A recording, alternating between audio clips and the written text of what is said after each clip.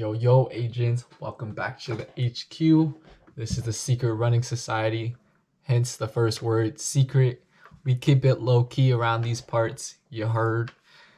Anyway, today on the agency analysis, can we talk about the men's 1500 for the Olympic trials? Please. It's not getting enough attention, it's not getting enough credit. There's some spectacular runners in that race, and I'm here to analyze and dissect it all up in this video right now. So to start off, we clearly have the favorites, that being Centro, the reigning Olympic champion in the 1500. He has been having a pretty decent season, I would say, so far, hitting some times of 35 in the 1500, and he's coming to form, coming to shape, looking good. He had been plagued with injuries, so we were kind of unsure about him. There's also Craig Engels, who recently got a PR in the 1500, running a 3:33, which is a pretty respectable time. He seemed pretty happy about it, and based on the footage, he looked very comfortable in doing so. So those are the two favorites that we can expect to get a spot on this 1500 team. But like, as I mentioned, there's so many wild cards, there's such a stacked field that you don't know at the end of the day. Kind of moving forward, breaking it into categories, we got the favorites that I mentioned. We also got the college guys, that being Hocker and the Goose. Them two have been going back and forth. I think they're one apiece against each other, pretty much similar times. Hocker running a 3:35, Goose running a 3:34. Goose is the current record holder for the NCAA, which is something to note. And they did have a battle. Hocker did have an amazing kick running last leg, and I want to say 52 seconds, and Goose is pretty similar around that. So you can't knock these college guys. They're running respectable times. They're up there right close to the professional athletes. And so at the end of the day, if it's their day, you don't know. You literally don't know. And the last category is the wild card. Wild card of people who just might pull it out. You don't know. So that first one is, I never thought I would say this ever. A high school student is actually going to the Olympic trials, and he has a shot of going to the Olympics in high school. So that everybody knows, Hobbs Kessler recently set, I want to say, the national record for the 1500, but also in the process he broke technically broke, it doesn't really count, but he did better than ran a faster time than Goose, so technically he would have the collegiate record as well, and he's only in high school, so that's crazy. And based on his progression, he has been steadily improving each time he has raced.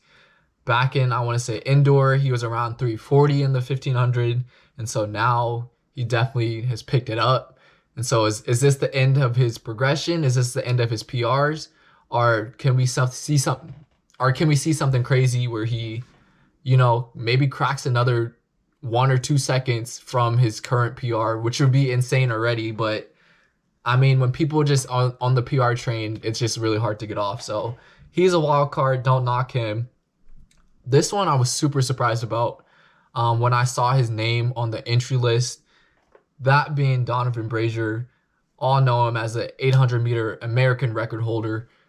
I was really surprised that he's going to actually try and compete in the double. When everyone considers him, he's definitely an 800-meter guy, 800-meter runner, specialty. He has run a couple of 1500s in the past. I want to say his best right now is a 3:35, which is blazing. But he's a wild card because I don't know where he'll be fitness-wise. I know he is amazing in the 800, but how much of that will correlate to the 1500? I know his kick's insane as well, and so you can't knock that as well. So keep him he's on the wild card list. You don't know. Number 3, we got Blankenship. Ben Blankenship, he's a sneaky guy. You never know at the end of the day what he's going to do.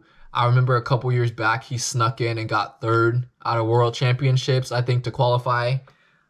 And pretty much that's just a testament to who he is as a runner. He goes out there, competes. He doesn't care about time. He doesn't care about play. I mean, obviously he cares about placement, but he doesn't care about time and like where he's placed leading up to the race. All he's gonna go out there and compete and grab a spot. So you can't knock the guy. You can't not give him his credit where his credit is due, because you don't know, he might end up snagging one of those spots. And the last wild card I put, some people might put him as a favorite, but I just really don't know. I don't know where his consistency is. I don't know where his, I guess, you know, if he's going to PR again, and that's Henry Wynn from Brooks Beast. He's had an amazing season thus far. Typically in championship races, he doesn't do too well, and so that's why he's on the wildcard list for me. He hasn't really won any big-time races. He hasn't really placed that high at big-time races. And so for me, I just need to see that maturity and that confidence in him as a runner before I put him as a favorite. But definitely, I would say he's in the mix. He's run a 3:34, coming off a PR, very solid. He wants to compete with his teammate Josh Kerr at the Olympics if possible. And so he's going to do everything he can to get on that team. So I don't knock him. So if I had to pick my top 3 people who are going to the Olympics based on my analysis, based on what I just outlined right now, number 1, it is Centro. Centro, I have so much faith in Centrowitz that he's going to make the finals. He's going to make the Olympic team. When it comes down to it, he's a dog. He's a dog, just to put it out there. He makes it work depending on if he's injured or not. He's a championship racer. He has that mindset that when he gets on the line, it's time to go. So he doesn't care who's around him, how he's feeling. He's going to compete, and he's going to get a spot. So I kind of have no doubt that he won't make the team and won't have a shot at defending his title in Tokyo. So number 2, I got Engels. Once again, he has been progressing pretty well. He is the former, American champ, American champ. He outkicked Centrowitz in the last race they had back in 2019, so long ago. He outkicked him, took the victory, looks really smooth doing it. And so championship time, once again, if he gets in form, if he gets in shape, I don't have any doubt in my mind that he won't make the team. And my last pick, the 3rd pick out of everyone I mentioned on this list, it was a hard one. It was definitely a hard one. I had to consider the wild cards, whether people are going to PR, people's kicks at the end of a race. How much of a factor does that play into it? Because if it's tactical, if they go out slow, you're going to need a large kick. You're going to need some, fast twitch turnover to secure your spot in that top 3. And so that's why I decided to go with Cole Hocker from Oregon, this year's NCAA champ. And that's because his kick's insane. But most importantly, he comes to run during championship races. As you saw during indoor track and field, he took over. He won the 15 and the 3K, and he looked good doing it. So once again, championship race, when it mattered going against Goose, he took the dub. And so once again, I think in such a serious moment, he's gonna come ready, prepared to run, and fast in that fact. So that's all for the analysis today. Hope you liked the video.